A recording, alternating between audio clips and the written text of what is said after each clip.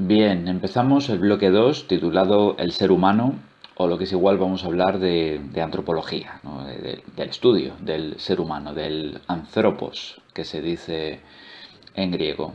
Un saber multidisciplinar, transversal, que agrupa muchas disciplinas para darnos una perspectiva amplia de quiénes o qué somos nosotros, ¿no? De cuáles son los rasgos que caracterizan nuestra especie, el Homo sapiens. ¿De acuerdo? Siempre están ahí esas preguntas, quiénes somos, de dónde venimos, a dónde vamos. Bueno, en este bloque vamos a intentar responder por lo menos a las dos primeras. ¿Quiénes somos? Es decir, cuáles son los rasgos característicos de nuestra especie y de dónde venimos, cuál es el origen de la misma. ¿Vale? En cuanto a la tercera pregunta, esa de ¿a dónde vamos? Bueno, eso lo vamos a dejar para más adelante. No es una cuestión exactamente antropológica, es más filosófica o incluso religiosa. Bueno, como es un saber, decía, multidisciplinar, transversal, holístico, un saber que reúne muchas otras materias, nosotros vamos a dividir este bloque para su estudio en tres temas que más o menos coinciden con tres de esos grandes enfoques, tres aproximaciones a la pregunta por el ser humano. En un primer tema, titulado Antropología Física, vamos a hablar sobre todo desde el enfoque de las ciencias naturales y especialmente de la biología. Vamos a hablar acerca de las características morfológicas, las características físicas, como indica el propio nombre del tema, de nuestra especie. El ser humano considerado como un animal, entre otros, ¿no? Y bueno, pues qué rasgos tenemos que nos diferencian de ellos. En un segundo tema, la antropología cultural, abordaremos la cuestión más bien desde el punto de vista de las ciencias sociales. Veremos algunos aspectos etnológicos, la etnología es el estudio de los pueblos y culturas, y también psicológicos y sociológicos. ¿Vale? Es decir, hablaremos del ser humano más bien desde el punto de vista de su vida social, de su convivencia, de sus normas y valores, etcétera. Y por último, en un tercer tema, la antropología filosófica, tendremos que ver cuáles son los diferentes enfoques, los diferentes puntos de vista que la filosofía ha proporcionado acerca del ser humano. Sobre esto, dos cosas. En primer lugar, ¿por qué no nos vamos directamente a la antropología filosófica? ¿No? Si esta asignatura es filosofía, al fin y al cabo. Bueno, pues porque para que eso tenga sentido, para que las teorías filosóficas acerca del ser humano no parezcan las simples opiniones de unos filósofos, ¿no? Sus teorías, que bueno, esto es así porque ellos lo dicen, precisamente para no tener esa imagen de cosa arbitraria, lo que tenemos que hacer es ver cuál es la base científica en la que se apoyan. Y por eso, para llegar a estas teorías que hoy en día pueden ser consideradas parte de las ciencias humanas, de las humanidades, tenemos que ver antes qué es lo que dicen las ciencias naturales y sociales al respecto. Tenemos que darle una base científica, tenemos que fundamentar eso que veremos en el tercer tema. Esto como primera observación. Como segunda observación, realmente en ese tema 3 podríamos ver una especie de panóptico, una visión de conjunto, ¿no? De distintas teorías filosóficas, ¿no? Distintas escuelas o corrientes y cómo han intentado describir al ser humano. No vamos a hacer eso, no vamos a ver unas cuantas pinceladas de aquí y otras cuantas de allá, porque no aprenderíamos mucho de nada, en realidad no serviría de mucho. Así que nos centraremos en una única teoría filosófica que es muy representativa, con una enorme importancia en la cultura contemporánea y de la cual pues creo que es importante que hayáis oído hablar y seguramente no lo haréis, no os la explicarán en ningún otro sitio, me temo, como es el psicoanálisis. Y podría ser cuestionable que el psicoanálisis sea una teoría filosófica, de hecho los propios psicoanalistas seguramente no querrían que los metiéramos aquí, Pero bueno, hablaremos de esa teoría, la teoría de Sigmund Freud y los que le sucedieron, como ejemplo, como un ejemplo, uno muy representativo de antropología filosófica, de teoría del ser humano y de la cultura. ¿Vale? Bueno, pues sin más dilación, empezaríamos ya con el tema primero, la antropología física. Este tema en el cual he dicho vamos a centrarnos en un enfoque basado fundamentalmente en las ciencias naturales, especialmente en la biología. Vamos a hablar de evolución, mencionaremos alguna cosilla acerca de genética y de otras nociones afines. ¿Vale? El primer apartado, que es al que dedico la mayor parte de esta lección, de este audio, el primer apartado con el que vamos ya directamente, apartado A, sería la teoría de la evolución, o lo que es igual, el evolucionismo. La evolución es un hecho de la naturaleza. Todos los seres vivos evolucionan, todos los organismos proceden de unas formas anteriores y más sencillas. La evolución es un proceso de progresiva complejidad. Y eso es un hecho de la naturaleza. Que no nos despiste el nombre de teoría de la evolución, como si teoría significara, bueno, eso solo es una teoría, pero no está demostrado. No, sí está demostrado, absolutamente demostrado, hace ya 200 años. Teoría significa marco explicativo. Simplemente la explicación que le damos a algo que está ya plenamente contrastada y confirmada. Bueno, la evolución es un hecho, la teoría que explica este hecho es el evolucionismo. No confundamos esos dos términos ya de entrada. Hablar de evolucionismo es hablar, como no, de Charles Darwin, el padre de la biología contemporánea, de la biología científica tal y como la entendemos hoy en día. Y lo es precisamente porque es el que demostró, no el primero que sostuvo, pero sí el primero que demostró la teoría de la evolución. ¿Vale? Tenemos por tanto que centrarnos en lo que Darwin, este biólogo inglés del siglo XIX, nos dijo en su gran obra El origen de las especies, que es el acta fundacional de la biología científica. Porque la biología se sostiene, de hecho, sobre la teoría de la evolución. ¿Vale? Bueno, vamos a ver. Hay, digamos, distintos elementos o influencias que tenemos que mencionar. En primer lugar, ya estaba comentando, Darwin tuvo predecesores. Darwin no fue el primero que habló de evolución. De hecho, se ha hablado de evolución de las especies desde los tiempos de los filósofos presocráticos. Ya Tales de Mileto decía que la vida procedía de los mares, dado que todo es agua, la vida en el fondo es agua y procede de los mares, de los cuales ha salido a través de una serie de transformaciones, ¿no? Primero hubo peces, luego anfibios, luego reptiles, mamíferos, luego el ser humano. Ya se esbozaba en la antigüedad una teoría de la evolución, aunque fuera muy ingenua y estuviera muy mal explicada.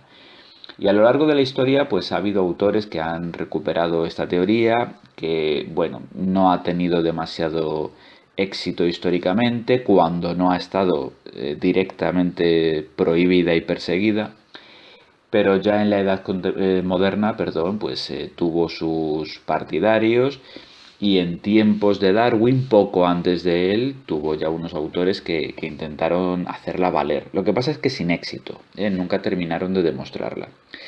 Uno de los predecesores más importantes de Darwin, que estuvo cerca de dar una explicación válida de la evolución, pero falló en algunos puntos esenciales, es Lamarck. Lamarck pensaba que los seres vivos evolucionan porque necesitan adaptarse a su entorno. Pensaba que, bueno, los seres vivos están, todos ellos, flora, fauna y demás, los seres vivos están adaptados perfectamente a su entorno, pero cuando se produce algún cambio en dicho entorno, por ejemplo, una sequía, escasez de alimento o lo que fuera, esos cambios en el entorno fuerzan a los organismos a adaptarse a las nuevas condiciones y de hecho los organismos se adaptan a las nuevas condiciones. Como necesitan hacerlo, lo hacen. O sea, lo explicaba todo de un modo muy sencillo. Veremos que Darwin nos dice que esto no es así. Esta es una forma ingenua, una forma todavía un tanto naif de, de explicar este fenómeno. Según Lamarck, los seres vivos, ante las nuevas necesidades que surgen en su entorno, se esfuerzan en sobrevivir. Él ponía el famoso ejemplo de la jirafa, un antepasado de la jirafa actual, una jirafa que se parecería más bien a un caballo, ¿no? Una jirafa cuellicorta y paticorta que pastaba, que se alimentaba de los pastos de la vegetación en el suelo, como la mayoría de herbívoros, pero que ante un proceso de desertificación tuvo que empezar a hacer un gran esfuerzo estirando su cuello para comer las ramas más bajas de los árboles. Ya no podía comer pasto, ya tenía que comer hojas de árboles y hacer un movimiento que hasta entonces no hacía, forzando su anatomía, ¿no? Pues bien, lo que dice Lamarck es que esos esfuerzos que realizan los organismos para sobrevivir, pensemos si no en unos peces que han quedado aislados en un lago que va secándose con el paso de los años, poco a poco va perdiendo agua, hasta que finalmente va a desaparecer por completo o se va a convertir en un barrizal, por ejemplo. Bueno, pues esos peces de ese lago tienen que hacer un esfuerzo para poco a poco ir respirando aire en vez de agua, de modo que les irán saliendo pulmones, que sus branquias, su aparato respiratorio, irá transformándose en el de un ser no acuático y sus aletas irán convirtiéndose poco a poco en unas patas con las que reptarán por el suelo malamente, ¿no? Pero así lo explica Lamarck, ¿no? El esfuerzo continuo, un esfuerzo prolongado durante años de los organismos para adaptarse a sus nuevas circunstancias, esa jirafa estirando constantemente el cuello para comer de las ramas de los árboles, ese esfuerzo hace que su anatomía se transforme, que sus extremidades o sus órganos vayan modificándose con el paso del tiempo. Y así a los peces les van saliendo pulmones, se les van desarrollando y a las jirafas se les van estirando el cuello y las patas. ¿Por qué? Porque lo necesitan. Y como lo necesitan, ocurre. De una forma que nunca terminó de explicar muy bien. Esto lo resumía Lamarck con una conocida expresión: la función hace el órgano. Es decir, si yo me esfuerzo mucho en hacer algo, en repetir un ejercicio, con el paso del tiempo mi cuerpo irá adaptándose a dicho ejercicio. Esto es un error, por supuesto, y otro error importante que cometió Lamarck es pensar que esos cambios adquiridos en vida, casi mágicamente, esos cambios se heredan. De modo que la siguiente generación de jirafas nace con ese cuello ya un poquito estirado, un poquito dado de sí de sus progenitoras, ¿eh? O que la siguiente generación de peces pues nace ya también alterada, va naciendo con unas aletas que se están transformando lentamente en patas y así sucesivamente. De modo que generación tras generación podríamos observar cómo cambian. Poquito a poquito cada generación va sumando los cambios de las anteriores, incorporando cambios propios y así en unas cuantas generaciones una especie habría evolucionado, se habría transformado de una forma inicial en una forma final muy rápidamente. Muy rápidamente y además siempre de forma adaptativa, siempre teniendo éxito en esa adaptación a las nuevas circunstancias. Este es el tercer error de Lamarck, o bueno, tercero y cuarto si los juntamos, ¿no? En primer lugar, pensar que los cambios son siempre adaptativos y de hecho cuando un organismo ya está adaptado a su medio, ya no necesita seguir haciendo esfuerzos y por eso deja de evolucionar. ¿Por qué las jirafas han dejado hoy en día de crecer? ¿Por qué nosotros no vemos que cada generación de jirafas es más alta que la anterior? Bueno, pues porque actualmente sí disponen de alimento.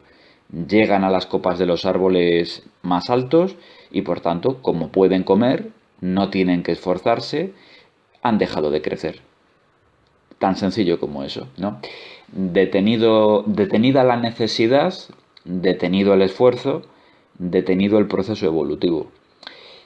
Este sería el tercer error. Y el cuarto, que decía antes, ya lo he mencionado, ¿no? Pero van unidos, es que el proceso evolutivo tiene lugar muy rápido, de una generación para otra, de modo que en unos pocos cientos o quizá miles de años las especies ya han evolucionado. ¿eh? Como nosotros ya sabemos, pues este es un proceso mucho más lento, se explica de otra forma, la de Darwin, la que vamos a ver ahora, y desde luego no tiene lugar a lo largo de unas cuantas generaciones durante unos siglos, quizá milenios. No, es un proceso extremadamente lento que lleva millones de años, ¿vale? Bueno, Darwin era un lector de Lamarck, estaba muy familiarizado con esta teoría y de los errores que cometió Lamarck, él aprendió mucho y de hecho la rectificación de estos errores, ¿no? Podría decirse que es lo que condujo a Darwin a la teoría correcta. Pero él no habría podido rectificar estos errores si no fuera por su experiencia propia. No era un teórico sentado en un despacho o en una biblioteca, hizo una investigación de campo muy rica, muy extensa, y esa investigación consistió en el famoso viaje de 5 años, una expedición científica de 5 años a bordo de un barco que él ha hecho famoso, el Beagle, a las perdón, a las Islas Galápagos, en el sur del Pacífico. Una expedición británica de la cual él formaba una parte muy humilde, muy modesta. Él era uno de los varios naturalistas que iban a bordo, es decir, un observador de la naturaleza. No digo biólogo porque los biólogos como tales no existían, porque la biología es una ciencia que por así decir, funda Darwin, ¿no? En su sentido moderno. Él era lo que había entonces un naturalista, alguien que hace ese trabajo de campo, ese trabajo de observación, alguien que dibuja la flora y la fauna, toma muchas notas acerca de lo ve, porque desde luego todavía no había cámaras de fotos ni de...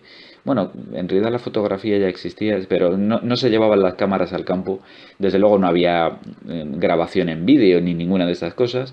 Tomaban dibujos, dibujos del natural, ¿no? Y muchas notas y recogían muestras, insectos, plumas, huevos, huesecillos, lo que pudieran coger, lo que pudieran capturar, y luego se lo traían de vuelta, ¿no? Y otros lo clasificaban, le ponían el nombre en latín y bueno, y lo convertían en pieza de museo, se podría decir, ¿no? Eso era la biología hasta Darwin, carecía de una base científica que le diera esto, bueno, pues digamos, el fundamento teórico que hace que una ciencia sea ciencia, ¿no? La sistematicidad que requiere. Y eso es lo que hizo Darwin, porque en este viaje a las Galápagos, pues observó que en distintas islas de ese archipiélago, está formado por muchas islitas muy pequeñas, encontraba animales y vegetación similares, ¿no? La misma especie en distintas islas y sin embargo con pequeñas diferencias. No eran idénticas, sino que las flores de una planta podían tener un color distinto, por ejemplo, ¿no? O las plumas de los pájaros o la longitud de su pico o lo que quiera que fuera, ¿no? Siempre había alguna característica ligeramente distinta entre miembros de una misma especie, animal o vegetal, en distintas islas. ¿eh? Claro, esto es algo que no hubiera podido observar en el continente, pero sí pudo observar precisamente en un archipiélago. Esta fue la suerte, ¿no? La casualidad, ¿no? Que permitió que Darwin diera con el hallazgo. Y el hallazgo, la idea que empezó a gestarse en la mente de Darwin, a la par que reflexionaba sobre lo que habían dicho Lamarck y otros, es que distintos organismos, en función del hábitat en el que se encuentran, se van adaptando de formas diferentes a dicho hábitat, pero que desde luego tienen unos antepasados comunes.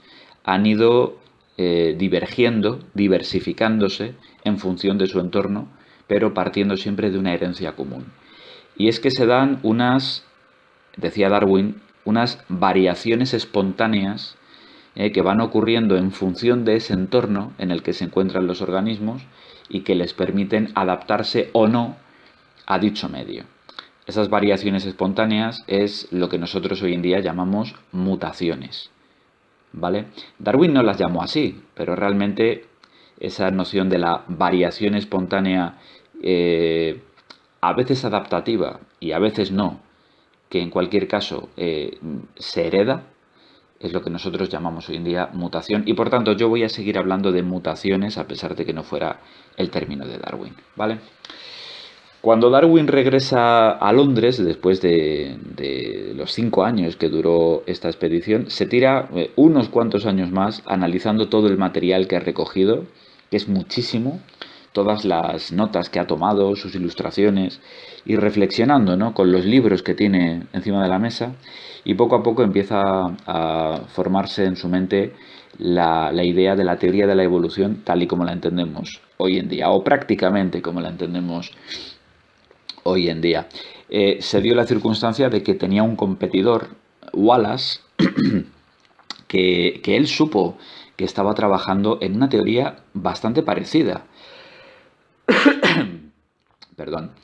Y bueno, se tuvo que dar mucha prisa para terminar el primero, sacar su libro y bueno, pues de hecho en esta competición, como Darwin fue el que publicó primero su obra, hablamos de Darwin porque si no estaríamos hablando de Wallace como el padre de la teoría evolutiva, ¿no? A veces esto pasa en la historia de la ciencia.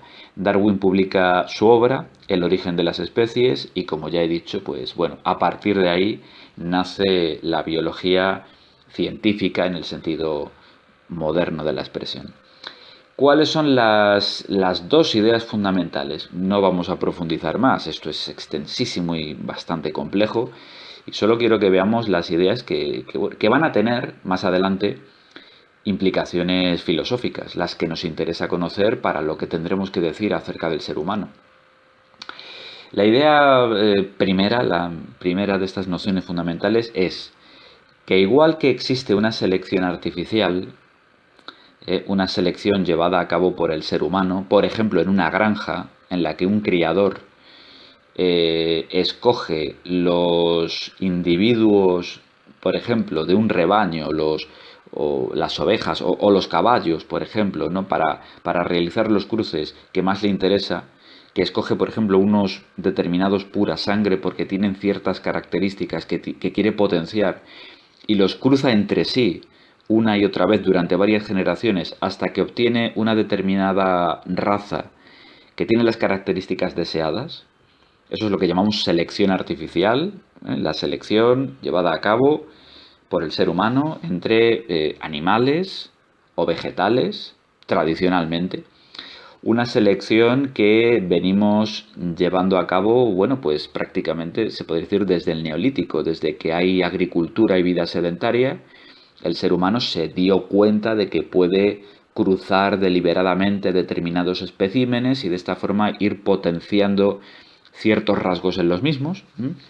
Y ese es el origen de de la inmensa mayoría de los cultivos que hoy comemos o de nuestros animales de compañía y granja, ¿no? Los perros, por ejemplo, que al fin y al cabo no dejan de ser lobos domesticados, pues las distintas razas de perro que tenemos, algunas se parecen muy poco a los lobos y son el resultado de esta selección artificial. Hoy en día tenemos un Yorkshire o un Chihuahua, por ejemplo, porque hemos ido escogiendo determinados cachorros que nacían con características muy concretas, a menudo se podría decir con anomalías o incluso con determinadas malformaciones, porque en términos biológicos es lo que son, pero bueno, el ser humano decide que le interesa potenciar esos rasgos, así que coge a ese individuo y lo cruza. Y la descendencia de ese individuo pues tiene, en algunos casos no hereda esos rasgos, pero en otros sí. Nos quedamos con los que sí han heredado esos rasgos, los seguimos cruzando y así vamos poco a poco formando una raza nueva, ¿vale? ¿Por qué hacemos esto? Porque queremos, porque nos interesa. El ser humano selecciona artificialmente y lo que el ser humano selecciona son los rasgos que le interesan por cualquier motivo. Pueden ser por su utilidad alimenticia, por ejemplo, o pueden ser puramente estéticos, porque nos gusta que una flor tenga tal aspecto, ¿no? Tal color, o nos gusta que un perro tenga, en fin, pues determinada forma porque nos resulta simpática, simplemente porque nos resulta mono o lo que fuera. Un perro que no va a tener tampoco valor para cuidar nuestros rebaños o defendernos, sino simplemente como animal de compañía que nos resulta gracioso, pues bueno, pues nada, realizamos esos cruces porque queremos. Eso es la selección artificial, una selección que llevamos realizando unos cuantos miles de años ya. Bueno, pues volvemos a Darwin, al origen de las especies. Nos dice Darwin, igual que existe la selección artificial, existe una selección natural. La naturaleza selecciona organismos de animales, vegetales y no solo, porque esto vale para las bacterias y vale para los virus y para cosas que a lo mejor pensamos que son flora, pero no son exactamente flora como las algas o como las setas, ¿no? Hay distintos reinos eh, entre los seres vivos. Bueno, todos ellos se ven afectados por esto. La naturaleza selecciona organismos, desecha el resto y esos organismos seleccionados, esos organismos que sobreviven, son los que siguen cruzándose con otros de su misma especie y esos rasgos diferenciales de algunos organismos van potenciándose con el paso del tiempo, con el paso de las generaciones y van moldeando una raza, van haciendo que sea cada vez más distinta de su propia especie hasta que finalmente al cabo de mucho tiempo lo que tenemos es una especie nueva y entonces decimos que se ha producido pues la evolución de esa especie, ¿vale? Bueno, voy a explicar esto con un poco más de detenimiento porque así dicho creo que no se entiende suficientemente bien, ¿no? Nace un determinado organismo que tiene ciertas peculiaridades. Nace un organismo que es distinto al promedio de su especie. Tiene alguna cualidad claramente diferenciada. Y esa cualidad puede ayudarle a sobrevivir o no. Puede que nazca simplemente con una malformación que le supone, bueno, grandes dificultades para sobrevivir y por lo general ese organismo muere. Cuando esto ocurre, pues esa característica anómala que tenía ese organismo se pierde con el propio organismo, no pasa a la siguiente generación.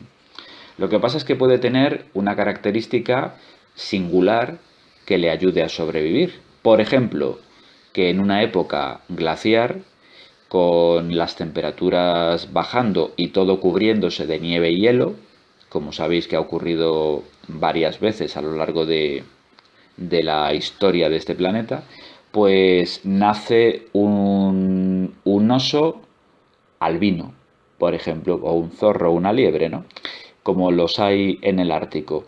En principio esa especie no es albina, pero nos encontramos con que nace un individuo con un pelaje blanco que le permite mimetizarse mucho mejor con su entorno. Bueno, pues estas cosas ocurren, es muy casual, pero de vez en cuando pasa que un organismo nace con una anomalía y esa anomalía, sin embargo, es ventajosa y por tanto le va a ayudar a sobrevivir. Y como le va a ayudar a sobrevivir, se va a reproducir y por tanto esa anomalía útil va a pasar a la siguiente generación. Y como los individuos que tienen esa anomalía, esa mutación, lo tienen más fácil para sobrevivir, poco a poco cada vez habrá más individuos de la especie que tengan ese rasgo. Y así van apareciendo nuevas razas dentro de una especie, pero si llega un momento en que una raza es suficientemente distinta del resto de su especie, cuando todos los miembros de esa especie ya son mutantes, entonces ya lo que decimos es que se ha producido la aparición de una especie nueva. Una especie que, bueno, de hecho, pues llega un momento en que suele ser genéticamente incompatible con su predecesora. Y la especie de la que procede al encontrarse en desventaja, pues normalmente lo que le ocurre es que tiende a extinguirse. Así que al final tenemos la especie que ha sucedido a la anterior, de la cual todos los miembros tienen aquel rasgo o aquellos rasgos, porque hay que hablar en plural, siempre son múltiples rasgos, múltiples características, que al principio no tenían los de la especie anterior. Por eso se han extinguido, porque no eran capaces de competir en el nuevo entorno, en el nuevo ambiente. Pero ahora sí que todos los miembros de la especie nueva tienen esos rasgos y por eso precisamente hablamos de una especie nueva. ¿Vale? Bueno, espero que así haya quedado un poco más claro. ¿Cuál es, por tanto, y esta es la segunda idea fundamental del origen de las especies, cuál es el criterio por el cual la naturaleza selecciona? ¿Cuál es el criterio de esta selección natural? En el caso de la selección artificial, la llevada a cabo por el ser humano, es nuestro capricho únicamente. La existencia de un, pues eso, de un Yorkshire, por ejemplo, un Yorkshire no existe porque sea un perro que es más capaz de sobrevivir por sí mismo que otro. ¿eh? No es más capaz de sobrevivir en la naturaleza que un husky o que un pastor alemán. No, es que nosotros queremos que exista. ¿eh? Pero en la naturaleza las cosas no son tan fáciles. Nada es caprichoso, nada es arbitrario. ¿Qué es lo que permite que ciertos individuos con ciertas características específicas sobrevivan o no? La lucha por la supervivencia. Tenemos que ver siempre estas dos nociones juntas. Selección natural, lucha por la supervivencia. La lucha por la supervivencia es el mecanismo por el cual la naturaleza escoge a los individuos más aptos. No se trata, como es frecuente decir y es erróneo, no se trata de la supervivencia del más fuerte. No sobreviven los más fuertes, sobreviven los más aptos, es decir, los mejor adaptados a su entorno. Y la aptitud puede ser la fuerza, pero puede ser la rapidez, puede ser, como decía en mi ejemplo, un pelaje blanco en un entorno ártico o glaciar. Sin embargo, ese pelaje blanco en mitad de un bosque mediterráneo no sería ventajoso, sino todo lo contrario, porque llamaría mucho la atención. Así que todo es muy relativo, ¿no? Se trata de estar muy bien adaptado al entorno al que se pertenece, como por ejemplo el pez payaso es inmune al veneno de la anémona y por eso puede sobrevivir en ese entorno y refugiarse en él cuando le persigue un depredador.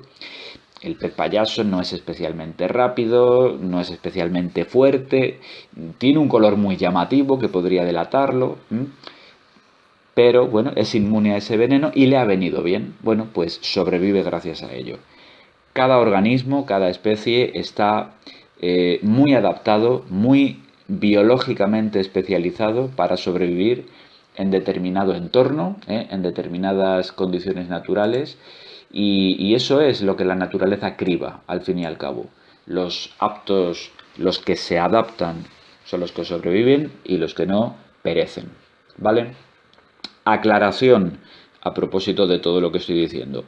Los individuos, bueno, ahora es cuando voy a explicar lo de las mutaciones, pero adelanto esto, los individuos mutan, las especies evolucionan, ¿vale? No podemos intercambiar esas palabras. No vale decir que las especies muten o que los individuos evolucionen. No, no. Un individuo nace con una determinada mutación, eso que llamaba Darwin variaciones espontáneas, hereditarias, y si esa mutación es beneficiosa en la lucha por la supervivencia, pasará a la siguiente generación y así durante X generaciones, muchas, y entonces es cuando decimos que las especies evolucionan, ¿vale? Y de la misma forma digo, los individuos pueden sobrevivir o pueden perecer, pueden morir, las especies o se adaptan o se extinguen. Pero no confundamos morir con extinguirse. Muere un individuo, se extingue una especie, ¿vale? Tenemos que llamar a estas cosas con propiedad.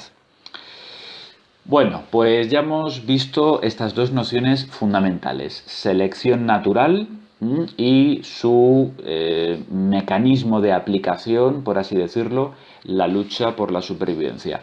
Una lucha por la supervivencia, añado a lo que ya he dicho, que tiene lugar fundamentalmente por un motivo, y es que los organismos tienen que competir por el alimento, y el alimento siempre es insuficiente para todos los miembros de una misma especie. Si no lo es ahora, terminará siéndolo. Y esto es por una idea que tomó Darwin de otro teórico, de hecho, por un economista de Malthus, que estaba hablando de sociedades humanas, y de hecho Malthus se equivocaba al decir esto, pero resulta que es verdad cuando lo aplicamos a la naturaleza, a la biología, ¿no? Y es que las especies tienden a reproducirse más deprisa que los recursos que necesitan para sobrevivir.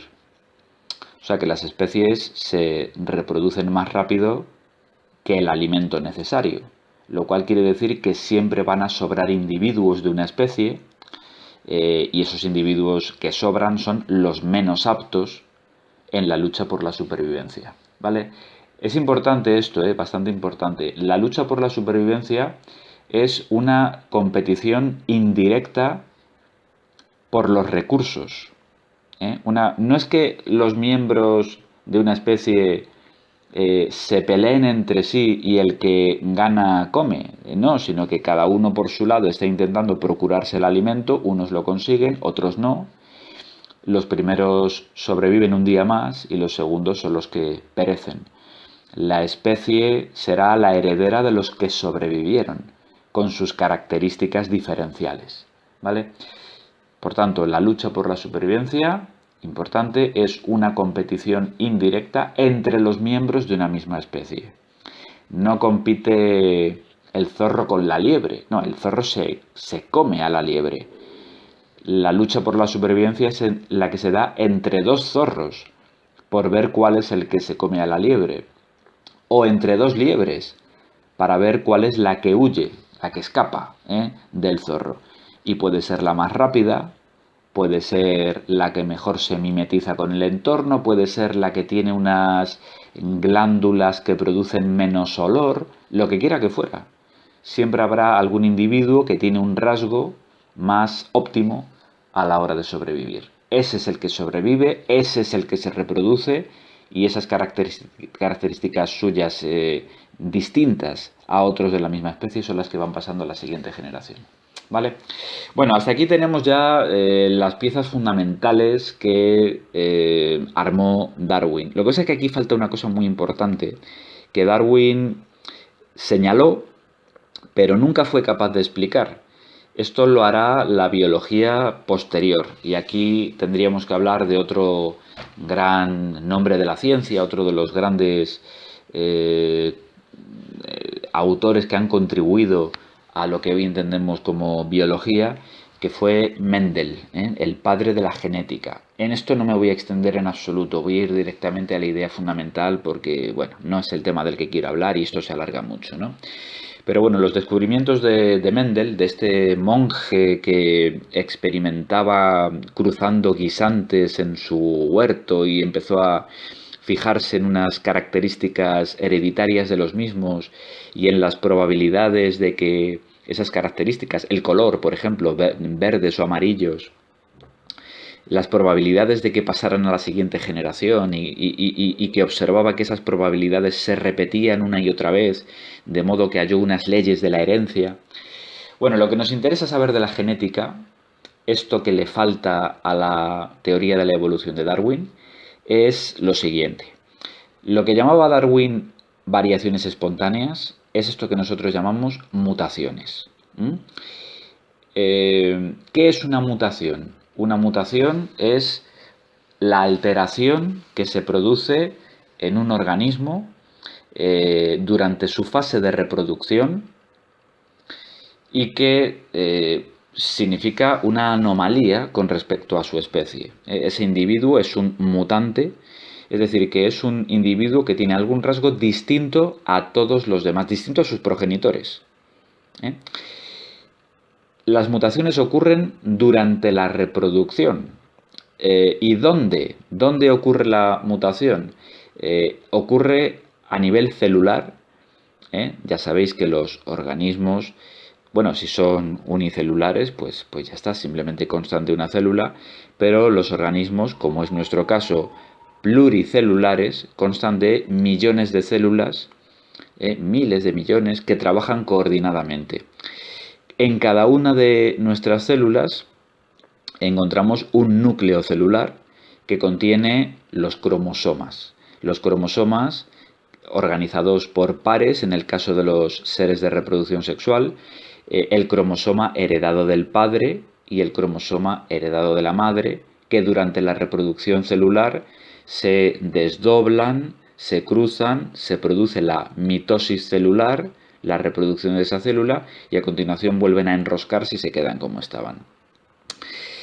Es decir, en nuestras células hay un núcleo, en los núcleos están nuestros cromosomas y esos cromosomas son los que contienen toda nuestra información hereditaria.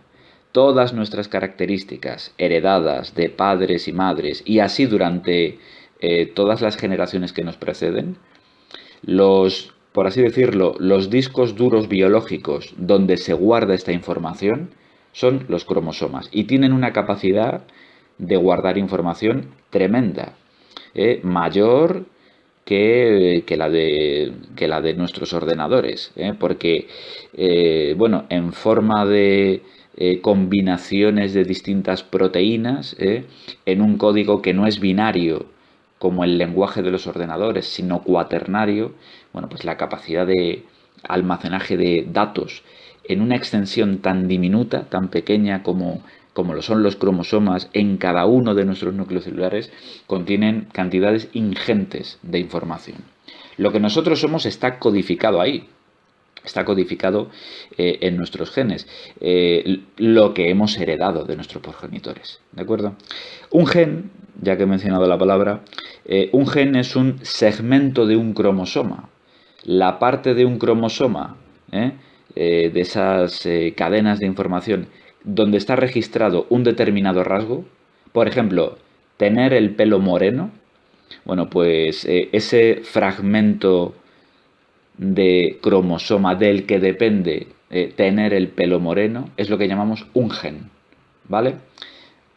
Repito, entonces, estamos formados por millones de células, nuestras células tienen un núcleo celular, en ese núcleo celular encontramos los cromosomas que guardan toda nuestra información hereditaria y cada uno de los rasgos, de los datos concretos que podemos encontrar almacenados en esos cromosomas es lo que llamamos un gen. Tenemos miles y miles de genes.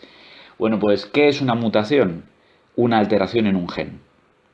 Hay un gen que por un error de copia durante la reproducción es mal transcrito, da lugar a una célula que es anómala, que se sigue reproduciendo una vez tras otra y poco a poco va propagando por ese organismo que se está gestando, ese organismo nuevo, va gestando una alteración con respecto a sus progenitores. Es distinto a ellos porque tiene, pues eso, unos genes mutados.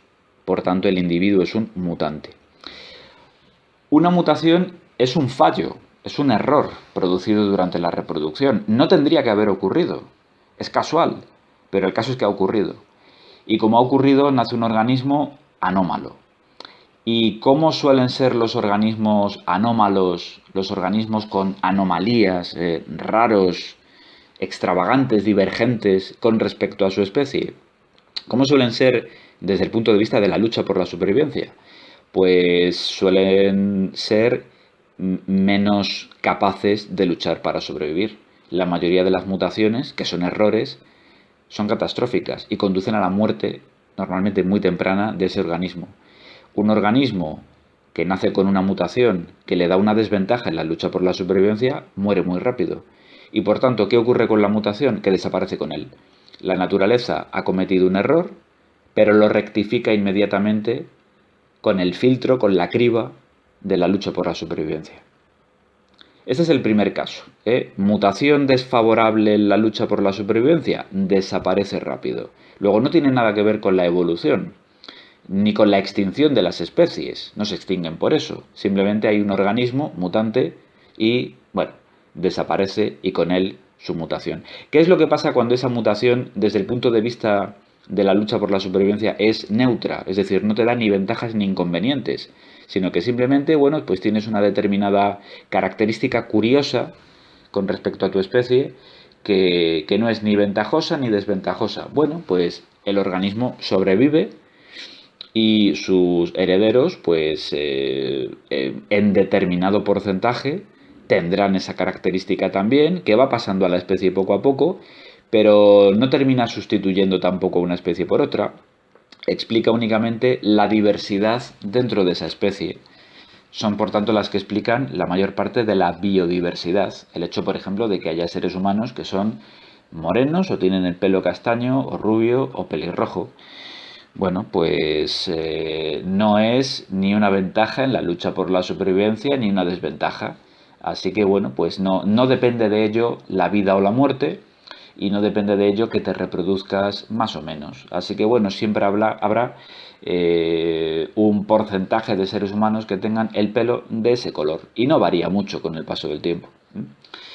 Vale, pero llegamos aquí al key de la cuestión, ¿no? Al aspecto fundamental del asunto. Y con esto ya estamos terminando. ¿Qué es lo que ocurre cuando una mutación, que es un error genético, un fallo producido en nuestros genes durante la reproducción, un error de copia de uno o más genes?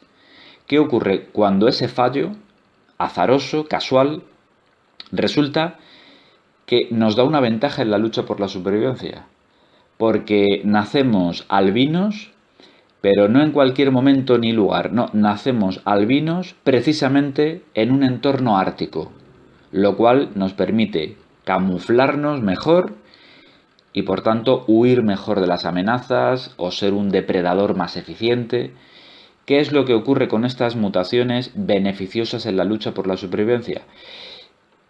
Pues ocurre simplemente que ayudan al organismo a sobrevivir, evidentemente, con lo cual este organismo tenderá a reproducirse más, con lo cual esa mutación beneficiosa tiende a propagarse por la especie. Y son estas mutaciones las que explican el porqué de la evolución. ¿De acuerdo? De modo que los conceptos fundamentales para entender el proceso evolutivo son selección natural, lucha por la supervivencia y mutaciones ventajosas en esa lucha por la supervivencia. Teniendo en cuenta que una mutación es un error y no se tendría que haber producido, podemos pensar, bueno, para explicar la evolución, por ejemplo, ¿no?, entre los Australopithecus hace 3 millones y pico de años y los actuales Homo sapiens, no es que haga falta una o dos o cinco de estas mutaciones beneficiosas, es que hacen falta muchísimas, ¿no? Y cada una de ellas es un azar tremendo, es como que te toque el gordo de Navidad, o sea, hay una posibilidad que puede ser entre cientos de miles o entre millones de nacer con un fallo que casualmente te da una ventaja a la hora de sobrevivir, ¿no?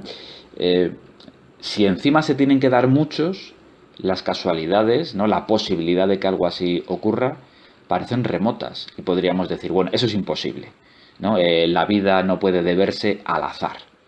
Bueno, sí puede. Sí puede cuando contamos con una escala de tiempo tan abismal, tan gigantesca, que no importa el tiempo que haga falta para que se den tantos azares afortunados, disponemos de ese tiempo y demás. Y esa escala de tiempo es la que sabemos hoy en día, que es la escala de tiempo de la naturaleza, millones de años. Esto lo tomó Darwin de Lyell, un geólogo que decía que la formación del relieve terrestre, de la orografía, que se levante una cordillera, por ejemplo, requiere millones de años. Una escala de tiempo que no se utilizaba en esa época y que al principio parecía una cosa ridícula, ¿no? De ¡hala! Millones de años. Porque se pensaba que la antigüedad del planeta era de unos cuantos miles de años. Bueno, Darwin se da cuenta de que lo que vale para la geología tiene que valer para la biología y que por tanto la evolución de la vida lleva millones de años, decenas, cientos, miles de millones de años. La aparición de la vida en la Tierra, de hecho, la Tierra tiene unos 5.000 millones de años y la vida unos 3.800 millones de años. Ha dado tiempo a que haya muchas de estas mutaciones beneficiosas en la lucha por la supervivencia, tanto como para que después de tanto tiempo haya aparecido un organismo tan complejo, ¿no?, con la inteligencia que tiene nuestra especie, que tiene el ser humano. ¿De acuerdo? Así que bueno, daos cuenta, y con esto ya termino por fin, daos cuenta del modo en que esta teoría que reúne lo que dijo Darwin y lo que dice la genética, esta teoría que hoy conocemos como teoría sintética de la evolución, corrige aquellos errores que cometía Lamarck. Tened esto en cuenta porque son errores que solemos cometer porque son de sentido común. Lo que pasa es que el sentido común es muy engañoso, muy traicionero. En primer lugar, no es cierto lo que dice Lamarck de que los organismos se esfuerzan para sobrevivir y por eso experimentan transformaciones. No, las transformaciones, o sea, las mutaciones, se deben al azar. Son fallos producidos durante la reproducción, no el resultado de nuestros esfuerzos para sobrevivir. En segundo lugar, claro, lo que a mí me ocurra en vida, las transformaciones que yo experimente, por ejemplo, que me ponga muy fuerte porque hago mucho ejercicio, no va a pasar a mi descendencia.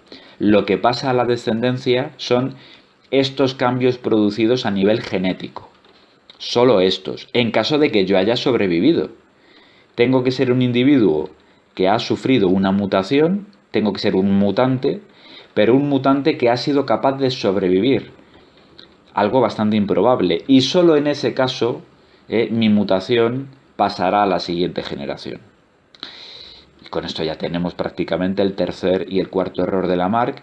Este proceso no es siempre exitoso, siempre adaptativo, y vamos viendo cómo se da progresivamente generación tras generación, sino que es un proceso que a menudo lleva a que el organismo perezca, en muy raras ocasiones le ayuda a sobrevivir y es un proceso por tanto discontinuo.